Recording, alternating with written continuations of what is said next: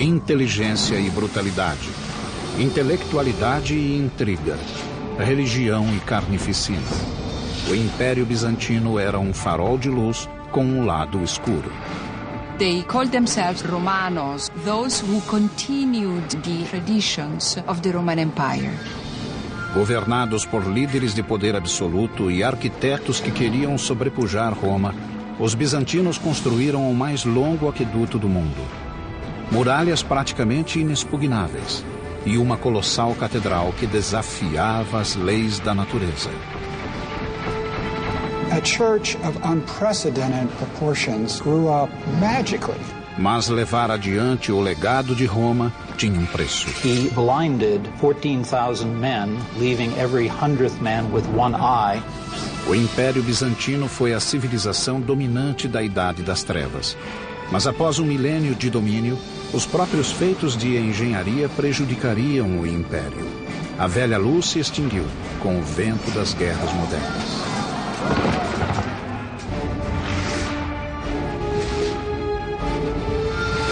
Construindo um Império. Bizâncio. Hi, I'm Peter Weller. Byzantium was an ancient Greek city-state founded around 600 BC, named after its king Byzantus. They settled here because of this thin strip of water that connected Asia to Europe and the Black Sea to eventually the Mediterranean. This strip of water is called the Strait of Bosphorus, meaning bull track from ancient mythology. Byzantine today means scheming or old or devious. But during its 1100 years, the Byzantine Empire would not only be the savior to the Western world's profound heritage of law and literature, but it would put Christianity on the fast track and along the way give us the artisans and builders and craftsmen who would eventually light up the Renaissance right into the 21st century. And all of this would happen under the auspices of a single emperor named Constantine, who of all of the fakers and charlatans that history has coughed up to steal the moniker the Great, Constantine really deserved it. Novembro de 324 d.C. Após 2 décadas de feroz guerra civil, o imperador Constantino conseguiu finalmente o controle de todo o Império Romano. Era um líder de visão, brilhante estrategista e não tolerava limites. He became emperor really through his own wiles. He is ruthless in the way he assumes power. Constantine the Great was one of those rulers that changed the world. He inherited a Roman Empire which had been divided into 2 parts. Constantino reunificou o vasto império e governou bem as 2 metades. He was a very astute politician, and he was faced with the problem of both administering and of managing this enormous realm.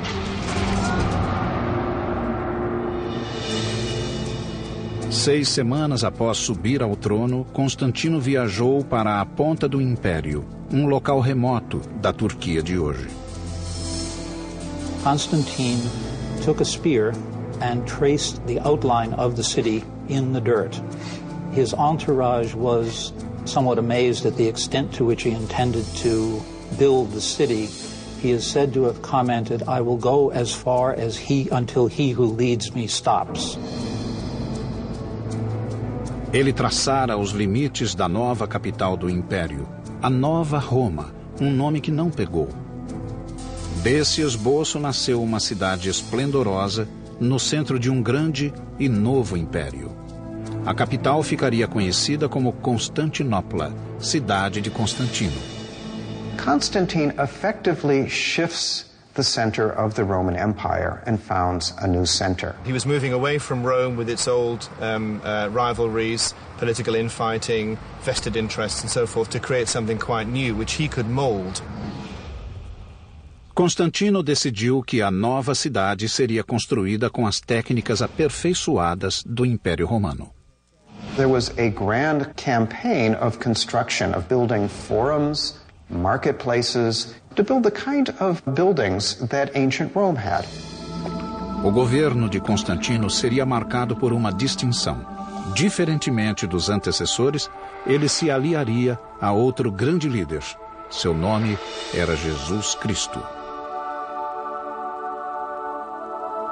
Christianity is really on the rise. There is a large Christian presence in the empire, and simply recognizing this presence made a good deal of political sense. Constantinople was founded, in effect, as a Christian empire, and Orthodox Christianity was fundamental to its existence.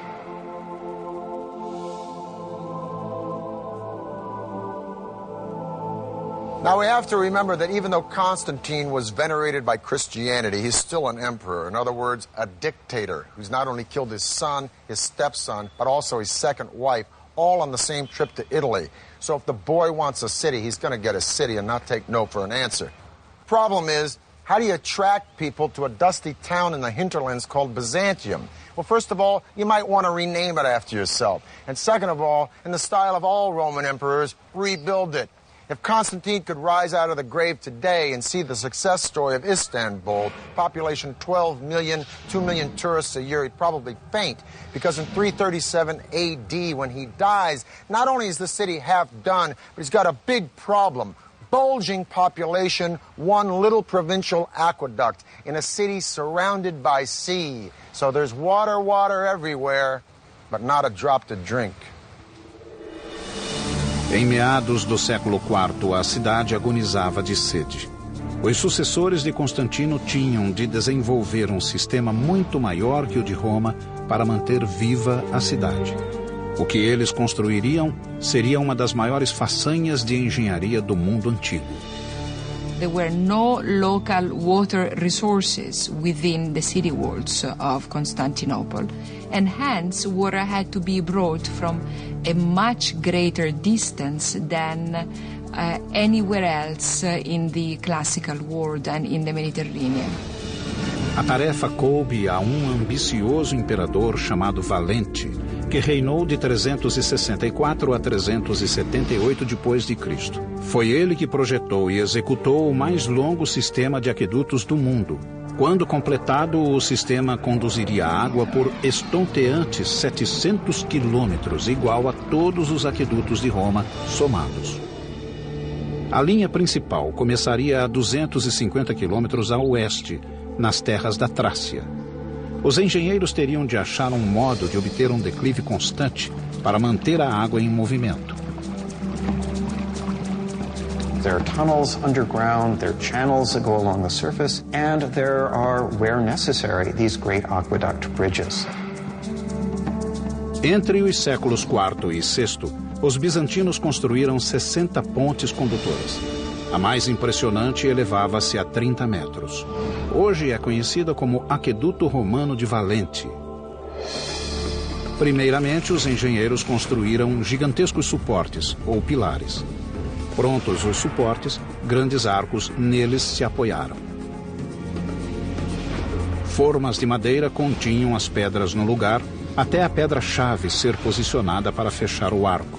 Novas formas passavam para outra camada e o processo se repetia. Tal como os romanos, os pedreiros bizantinos adornavam as pontes com desenhos religiosos, mas com uma diferença. Os bizantinos usaram símbolos cristãos em vez de pagãos. A 130 quilômetros dali, outra ponte ainda maior canalizaria a água para o centro de Constantinopla, que hoje é a maior cidade da Turquia, Istambul. I'm standing on top of the giant aqueduct bridge built for the ancient city of Constantinople under the Emperor Valens. Boy, does that name ring power to you. Valens. Now, the entire aqueduct span is 150 miles, but just this section between two hills in Constantinople is 11 football fields long. And boy, did it take care of the city's water problem. But it not only took care of the water problem, just as we've seen in all of the empires, if you want to make a political statement with a public work, you build it big. Contudo, levar a água até a cidade era apenas metade da batalha. Uma vez lá, ela teria de ser estocada, e terrenos vazios era o que mais faltava. Os engenheiros aceitaram o desafio e construíram um sistema subterrâneo mais sofisticado do que tudo o que havia no mundo antigo. Criaram mais de 150 tanques subterrâneos, e o maior é esta, a cisterna da Basílica. Tem 336 colunas de 8 metros que sustentam um teto de 153 de comprimento por 77 de largura. A cisterna da basílica poderia armazenar água suficiente para encher 27 piscinas olímpicas. Os tanques subterrâneos foram construídos entre as colinas. Uma solução engenhosa, pois não só utilizava terras baixas, como ainda formava superfícies planas. The cisterns enabled the city to be provided continuously by water, even in the summer when it wouldn't rain that much and there'd be merely a trickle coming down from the aqueduct. Com esse vasto sistema subterrâneo, a população de Constantinopla aumentou e chegou a muito mais do que a média do mundo antigo. By the end of the 5th century, the population of Constantinople was approaching the 500,000 mark. No other city in Western Europe came even close. It was a city that was legendary, even for people who had never set foot in it. Mas longe dali, das estepes da Mongólia, viria uma onda que afogaria a Europa. Essa onda era comandada por um homem chamado Átila, cujo exército logo chegaria às portas de Constantinopla. Só um milagre da engenharia militar, sob a forma do maior sistema defensivo da antiguidade, salvaria a cidade. 410 depois de Cristo, Roma fora invadida por tribos germânicas, os visigodos. Os romanos fugiram para leste, em busca da paz de Constantinopla, mas era uma questão de tempo. Logo uma horda selvagem desabaria sobre a cidade. Eram os temíveis hunos. Now, as the West will decline, the East and Constantinople will become a boom town. Only burr in the saddle is, the richer Constantinople gets, the more those marauding northern tribes who have been attacking Italy start to look at Constantinople and go, Constantino o Grande pusera o Império Bizantino no mapa. Agora os hunos esperavam apagá-lo. The descriptions of them in contemporary texts, which treat them as outlandish, horrible, ugly, beastly people, make it very clear that ordinary people are absolutely terrified of the Huns. Mas os bizantinos tinham um plano para manter os hunos à distância. Encarapitada na ponta de uma península, Constantinopla tinha grande vantagem sobre a velha capital, Roma, que ficara desprotegida e exposta. Para rechaçar o inimigo, Constantinopla necessitaria de uma formidável defesa ao longo das fronteiras do oeste. A solução foi o mais forte e sofisticado sistema de muralhas jamais construído. Hoje elas são conhecidas como Muros de Teodósio. Ironicamente, o crédito da maior engenharia militar do Velho Mundo foi para uma criança quando as muralhas foram projetadas, Teodósio II. A construção das defesas começou quando Teodósio tinha 12 anos. Era o prefeito Antêmio que merecia o crédito da concepção das muralhas. Os romanos construíram muralhas por muitos séculos, mas os bizantinos depararam com um desafio maior. Constantinopla fora erguida sobre uma falha, e os terremotos eram uma constante ameaça. Mas como construir algo que aguentasse terremotos?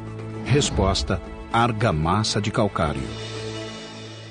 In the West, Romans used concrete, which created a mortar of stone-like hardness that is rigid once it sets. Lime mortar has a little bit of give to it, so that it will allow the buildings to settle without significant breakage. O engenhoso projeto utilizava a argamassa de calcário alternada com faixas de tijolo e pedra. Primeiro, ergueram paredes paralelas, enchidas com pedrisco e argamassa. Para unir as camadas de pedra e pedrisco, faixas de 5 grossas fileiras de tijolos foram assentadas por toda a largura das muralhas. The hidden advantage of that also is that it provides a certain flexibility against minor earth tremors, because the addition of the brick breaks up the solid face of the wall and allows the wall to absorb shock without shattering. Com essa técnica, os bizantinos ergueram uma barreira maciça de mais de 10 metros de altura e nada menos que 5 metros de largura. Tinha 96 torres, que alcançavam mais de 20 metros. Mas aquilo seria suficiente para barrar os hunos? General William Tecumseh Sherman said about the Comanche Indians, the best equestrians of latter years, that they'd been on a horse for so long it looked like they didn't know how to walk. Well, the Huns were the granddaddies of the Comanche. They lived, breathed, and died by the horse. They developed the stirrup, which allowed them to stand up in the saddle and sling arrows and swords with a deadly accuracy. They rode from China to India to Europe, plundering and terrorizing, feasting on raw meat, which they tenderized between their thighs as they rode, dressed in the skins of field mice, which they wore until those skins rotted off. Let me put it this way. Attila and the Huns gave a new meaning to the word fierce. He was very good at what he did. He was very good at raping and pillaging and breaking down the defenses of the Roman Empire. Nos primeiros 7 anos de reinado, Átila conquistou boa parte da Europa. Mas, apesar das tentativas, ainda não conseguira capturar Constantinopla. A Mãe Natureza veio ajudá-lo. Em 447 d.C., uma série de terremotos catastróficos abalou a cidade, e muito mais fortes do que os engenheiros haviam previsto. Era a oportunidade que Átila tanto esperara. 57 torres tinham sido arrasadas, deixando a cidade desprotegida. O exército de Átila aproximou-se mais uma vez, ameaçando Constantinopla. Das ruínas, Teodósio ergueu-se e convocou o povo da cidade não só para ajudar a reconstruir as muralhas, como para torná-las mais formidáveis que antes. Mas com os hunos se aproximando, eles tinham algumas semanas para reerguer as muralhas que haviam levado anos construindo. Os bizantinos, porém, deram duro. E as novas muralhas agora contavam com uma linha tripla de defesa. There must have been an enormous amount of planning, a lot of engineering skill. For its period, it was the most complex and expensive defensive system in the world outside of China. Primeira barreira, um fosso gigantesco, além dele um enorme terraço. E a seguir, uma nova muralha de 3 metros de altura e 2 de espessura. A última e mais impressionante linha de defesa era a enorme muralha interna, totalmente reconstruída e guardada pelas 96 torres. Each tower is its own individual little castle. So to conquer the walls of the city, it would mean penetrating the moat, the outer walls, the inner wall, 3 lines of defense, and then conquering all of these individual castles one by one. It's an extremely clever system. All the angles, all the possibilities for the technology of the time are covered. A obra foi completada em cima da hora. O exército de Átila surgiu no alto da colina e viu a intransponível defesa de Constantinopla. Átila jamais invadiu a capital bizantina. The city was secure because of its walls. There are any number of times in the history of the Byzantine Empire where attackers get as far as the walls of the city, but they can go no further. Por milênio, o Império Bizantino seria salvo pelas muralhas dos hunos e árabes, dos russos e turcos. The survival of Constantinople for as long as it did survive was very much due to the fact that it was a walled city which was almost impregnable. Tendo terminado a barreira, os engenheiros procuraram proteger a cidade de ameaças vindas do mar. A solução foi inventiva e muito eficaz. Uma corrente gigantesca, a maior já feita no mundo. Os ferreiros bizantinos forjaram essa corrente maciça de comprimento igual ao de 5 campos de futebol, com boias a cada 60 centímetros, as quais flutuavam em troncos de madeira. Quando necessário, os bizantinos faziam a corrente cruzar todo o chifre de ouro, ou seu estuário, isolando assim o porto. Finalmente protegida dos inimigos, Constantinopla pôde crescer. The walls of Constantinople were so thick and so large and so successful because they had to be. Constantinople was extremely rich. And it's like a bank with a very significant vault. It was the richest city in the world. Quase todas as rotas de comércio faziam ponto na cidade. Riquezas de países longínquos como o Egito, China e Rússia passavam pela capital bizantina, no caminho para o Ocidente. Mas com tanto dinheiro e largueza, os inimigos começaram a devastar a periferia em busca de migalhas. The capital may have been bulging with success, but the empire was steadily shrinking as the frontiers fell one after another to marauding tribes. By the death of Theodosius II in 450 AD, the Mediterranean Sea, which had once been like Rome's private lake, now looked like a huge ocean against which the empire was nothing more than a beach resort. Reviving Constantine's Rome would be the single obsession of a very controversial emperor who would marry a very dynamic woman who possessed very special skills. Por todo o século V, o Império Romano Ocidental foi se desintegrando sob o jugo de tribos bárbaras. Em 476, o último imperador romano abdicou do trono. Para muitos, o Império Romano havia terminado. But did it really fall? Because at the same time, here in Constantinople, the Eastern Empire is thriving. It's prospering. And in 527 AD, an emperor named Justinian comes to the throne, who's not only completely committed to recodifying all of Roman law, he's bent on reconquering Constantine's empire. Justiniano I reinou no período de ouro do Império Bizantino. Ironicamente, o homem que resgatou a glória da velha Roma era um forasteiro. Well, the Emperor Justinian was born a peasant in what is now northern Yugoslavia, and he came with his uncle Justin to Constantinople to seek their fortunes. Seu reinado de 40 anos foi marcado pelo brilhantismo intelectual, por um trabalho ético sem paralelo e pela crueldade sem freio.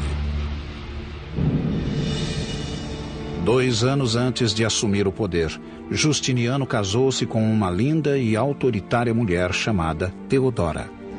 Só havia um problema. Teodora tinha sido dançarina de cabaré. Para limpar esse pouco recomendável passado, Justiniano promoveu-a. No dia de sua coroação, nomeou Teodora co-imperatriz.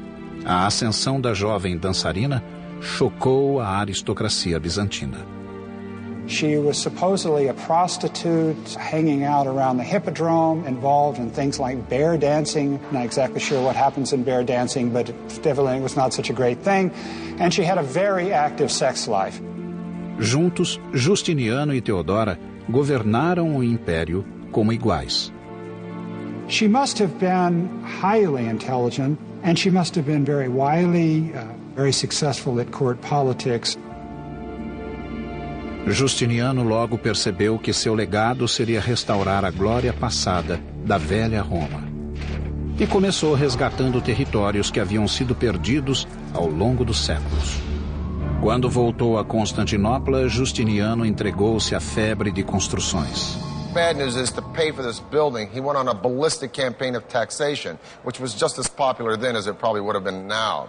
Along with the taxes, he tries to control or stamp out any form of pagan celebration, the study of the ancient philosophers at Athens, gambling, prostitution, adultery, homosexuality, any Christian that doesn't see it his way, and the Jews. He didn't have a lot of fans. But so what? He's an emperor. He's not listening to approval ratings. But you know what? He should have. O punho de Justiniano pesava. E o ressentimento do povo mudou para a raiva, diferentemente de outras civilizações em que as massas não tinham onde reclamar. Os bizantinos contavam com o hipódromo. O hipódromo era o centro da vida pública. Concebido como o estádio de corridas, podia acomodar 100.000 pessoas. Sua construção fora feita ao longo dos séculos. Era uma obra gigantesca, com todas as técnicas conhecidas de construção. Com o formato de um grande U, nos moldes do famoso Circo Máximo romano, o hipódromo de Constantinopla tinha quase 600 metros de comprimento e era mais largo que um campo de futebol. Contudo, a área escolhida pelo arquiteto era em aclive. And there they built vaulted substructures. As is common in ancient Rome, vaulted substructures to create a level platform. Construtores e pedreiros foram chamados do Mediterrâneo. A primeira tarefa foi construir a subestrutura de arcos de 4 andares. Os arcos serviam de galeria para lojas e cafés. Acima da subestrutura, 2 carreiras de colunas e mais de 30 fileiras de assentos de pedra cercavam a pista coberta de areia. Como todos os antecessores, Justiniano sentava-se em um camarote imperial chamado catisma, dando aos bizantinos a ocasião de ver seu imperador.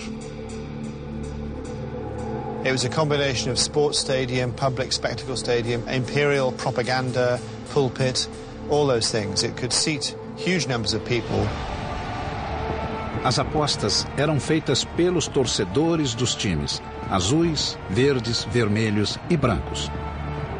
They were like political factions in our world, and so disputes over soccer results as today or disputes over chariot races could take on a significant political dimension in Byzantium.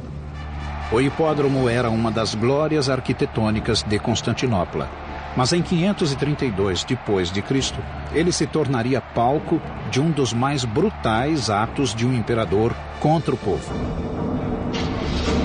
Em um dia de janeiro, Justiniano, que se tornara impopular graças a duras leis e impostos, apareceu perante uma multidão hostil no hipódromo. All of a sudden they came together, and they came together against the emperor. The ceremonial political center of the empire was right there, and you had tens of thousands of people opposed to the emperor right at the core of the empire. The Blues and the Greens weren't like the Jets and the Sharks. They were factions that ran all the way from street thugs right up the political animal to the aristocracy. So when thousands and thousands of both Blues and Greens stormed the Hippodrome screaming, "Nika, Nika, win, win," against these horrible taxes, it would have been like both Republicans and Democrats storming the Super Bowl screaming about the same thing, which may not be a bad idea. The sad news is it turned into a riot, and the riot turned into mayhem, and a week later a third of the city lay in ashes. Justinian was so scared he was about to pack his bags and split. But thank goodness for a strong woman. He was all prepared to get on a ship and clear off to the Asian side of the Bosporus, but the Empress Theodora, who started life as an actress stroke prostitute, said, "I've got this far, I'm not giving up now, stay and fight." So he did. As palavras de Teodora convenceram Justiniano, cujo revide seria assustador e terrível. Mandou que os generais reunissem um exército e marchou para o hipódromo. The conclusion of the Nicaea riot is one of these events of biblical proportion. Justinian calls the rebels to meet in the Hippodrome, suggesting that he may compromise with them. But in fact, he gets them into the Hippodrome, closes the gates, and they are massacred by the imperial troops. Em minutos, todos os rebeldes ali encerrados foram sistematicamente degolados. O centro da vida política de Constantinopla tornara-se o campo de extermínio de cerca de 30.000 pessoas. He was an approachable and gentle man who could, with a quiet voice, order the murder of thousands of people. A capital jazia em ruínas, mas nos escombros, Justiniano viu uma oportunidade. Agora construiria um legado duradouro em nome do poder absoluto, o dele. Nas cinzas de Constantinopla, ele ergueria uma igreja que assombraria o mundo, centro inconteste da nova religião e penhor indelével da engenharia bizantina. 532 depois de Cristo, o imperador Justiniano sobrevivera à revolta nica, mas o coração do Império Bizantino jazia em ruínas. Justiniano, porém, quis revitalizar seu poder e reconstruir a capital em nome de Deus e no seu. What Justinian did after his imperial army put down the riot was to immediately begin to refurbish the city and proclaim to the citizens that he was in control and that everything was right in the Roman Empire. Now, we remember Justinian not because he was ruthless, but we remember the period of Justinian because he has left us such an incredible architectural legacy. A grande prioridade do imperador era reconstruir a catedral da cidade, chamada Igreja da Sagrada Sabedoria. Nós a conhecemos hoje como Hagia Sophia. Justiniano contratou 2 arquitetos de nomes Isidoro e Antêmio para projetar a catedral. Eram ambos professores de física e matemática. Conheciam a teoria, mas careciam de experiência em construção. The architects of Hagia Sophia were not the standard architects of the day. They, for better or worse, were professors. We professors sometimes don't have the most sound practical knowledge. Mas Justiniano deu-lhes carta branca com apenas 2 exigências: construir o mais rapidamente possível e criar algo absolutamente único na Terra. As obras começaram algumas semanas depois da revolta nica. It took years to put together building teams, to bring together all of the building materials that were needed for a great project in the empire. Justinian did it practically instantly. Isidoro e Antêmio fizeram um projeto revolucionário no conceito e de tamanho sem precedentes.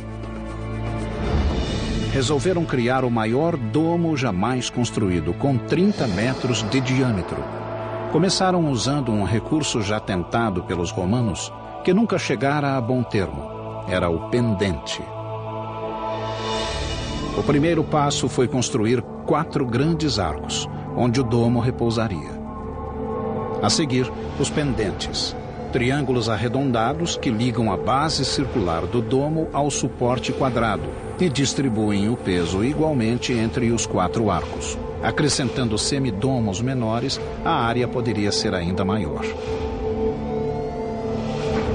Com o uso de pendentes, os arquitetos de Justiniano puderam construir um domo gigantesco que aparentemente pairava no ar. O domo tinha 55 metros de altura, quase 10 a mais que a Estátua da Liberdade. A nave, que ficava abaixo do domo, era um enorme espaço livre de 75 metros por 70. There were 100 teams of workmen, each with 100 men, with half of them working on the north side of the building, half of them working on the south side of the building, and competing to create the great building. A church of unprecedented proportions grew up magically, almost magically, faster than any kind of construction at that time on that scale. Hagia Sophia foi inaugurada em 537 d.C., menos de 6 anos após a pedra fundamental. Justinian was very proud of his church, as he should be. It was a great idea, it was a great conceptual plan. The implementation of that plan, the actual structure, was risky.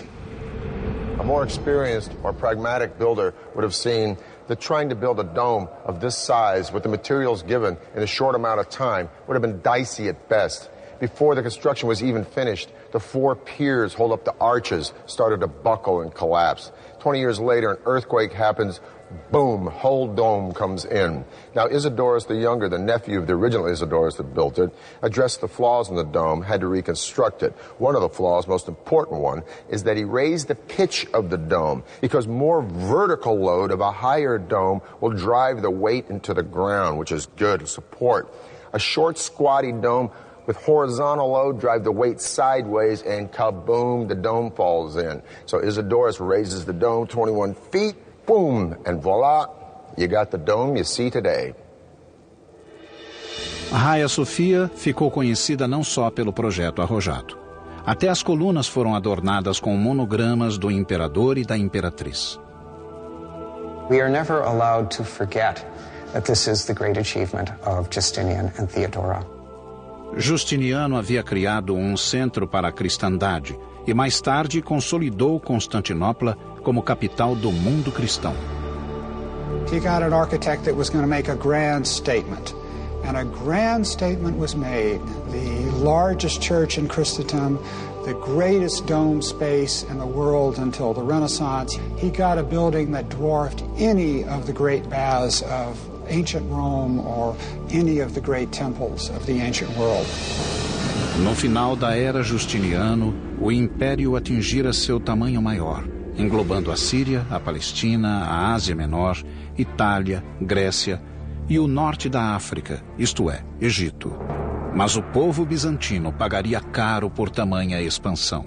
As constantes campanhas militares de Justiniano, mais a obsessão de reconstruir Constantinopla, virtualmente levaram o império à falência. The empire really never recovers from the megalomania of Justinian. It's perhaps fitting that the dome of Hagia Sophia collapses. It's as if Justinian, as he is overextending the political boundaries of the empire, he's also overextending the architecture as well. Por 3 séculos após a morte de Justiniano, uma série de imperadores governariam um território cada vez menor. Apesar disso, Constantinopla manteve-se ilesa, e no século X os bizantinos mais uma vez se ergueriam no fulgor da glória militar. Combateriam com armas novas, sob a chefia do guerreiro mais estrategicamente militar entre todos os que usaram a coroa. The year is 1000 AD, the end of the first millennium of the Common Era. The force of Europe now lies in the north, with France and Germany and the Holy Roman Empire. While here in Constantinople in the east, the Byzantines have survived wars with Visigoths, Persians, Avars, and Arabs, and weathered a very disheartening period in the 700s called iconoclasm, where they have smashed most of their art. But the Byzantines are on the rebound now, and by 1014 they are poised to reconquer the entire Balkan Peninsula from the Danube River all the way to Greece. Quem comandou os bizantinos em sua volta foi Basílio II. Homem do povo, Basílio foi o mais brilhante militar do lendário império. He was an emperor that did not sit back and enjoy the luxuries of the palace. He went out campaigning every season, leading the Byzantine armies against the foes. He was seen to be a soldier's emperor, but there's no doubt he ranks as a highly competent, very able, very intelligent, very versatile military leader, as well as a good ruler. O maior inimigo de Basílio era o rei Samuel, que reinava na Bulgária, um país eslavo que buscava o controle da Península Balcânica. Em 986, ainda jovem, Basílio sofrera a devastadora derrota de Samuel. The first time he marched north, he was only 18, I think. He might have been a bit younger. And he walked into an ambush, basically.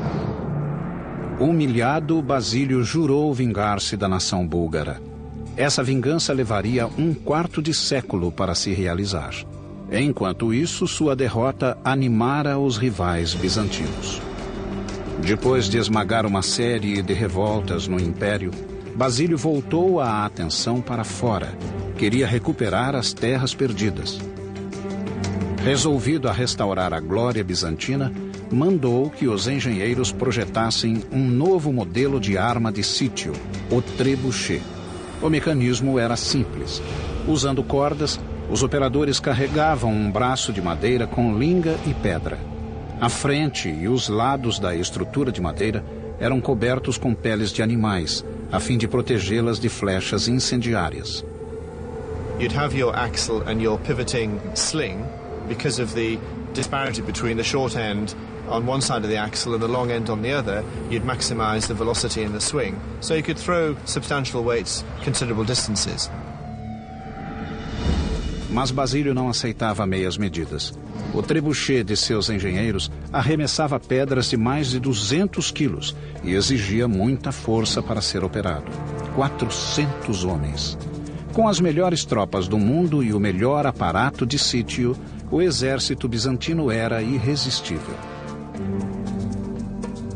Após anos de batalhas, Basílio desenvolvera um sistema de férrea disciplina com seus homens.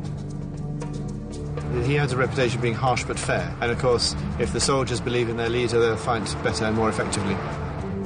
Ele proibiu que quebrassem a formação e ensinou-lhes a estar sempre prontos a qualquer momento. Seu exército deslocava-se rapidamente em qualquer terreno. Finalmente, em 1001, Basílio decidiu que era tempo de voltar à Bulgária e realizar sua esperada vingança. He then turns his attention back to Bulgaria and spends the next 15 years basically solidly campaigning year on year on year, gradually destroying the Bulgars' infrastructure, ravaging the countryside, destroying the economy. O rei Samuel logo conheceria o vendaval que viria de Basílio. Samuel had been the only man to beat Basil in battle, and for that distinction he would pay dearly. On July 29th in the year 1014, Basil launched a surprise attack, conquering the Bulgarian army, capturing 14,000 men. His revenge would be brutal. He blinded all of them, leaving every 100th man with one eye to lead the rest back to Bulgaria. When Samuel saw his ragged and mutilated army, he collapsed, and 2 days later he died. It's one thing to execute all of these people. It's another thing to send them back to the country where their countrymen in some ways have to take care of all these people. So they become a kind of permanent liability to the society. Essa cruel vitória valeu ao imperador o controle dos Balcãs e o cognome Matador de Búlgaros.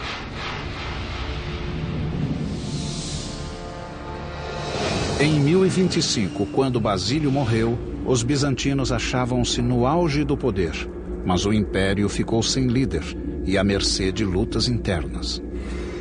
In subsequent times, the empire needed a great general like Basil II. They didn't have one. Em 1453, os otomanos assestaram sua nova arma contra as invencíveis muralhas de Constantinopla. Tijolos e pedras não puderam enfrentar o fogo de canhões. Gunpowder and cannon changed the rules of war. Byzantium, Constantinople was built for a system of fighting that was obsolete by the 15th century. Após 1100 anos, as muralhas inexpugnáveis finalmente caíram.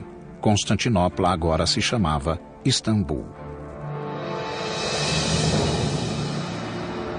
O Império Bizantino terminara, mas suas inovações e feitos de engenharia são até hoje um testamento de sua magnífica civilização, que começara nos moldes da antiga Roma e terminara criando um modelo próprio. What's fascinating about the Byzantine Empire is we tend to talk about empires in terms of their political might. With the Byzantine Empire, we have to understand it as a cultural power. It was a highly sophisticated intellectual culture. The Greek monks, Greek priests were interested in ancient literature. They preserved ancient text. It is often said that the fall of Constantinople, with the books going to the West, is what aided in the birth of the Renaissance.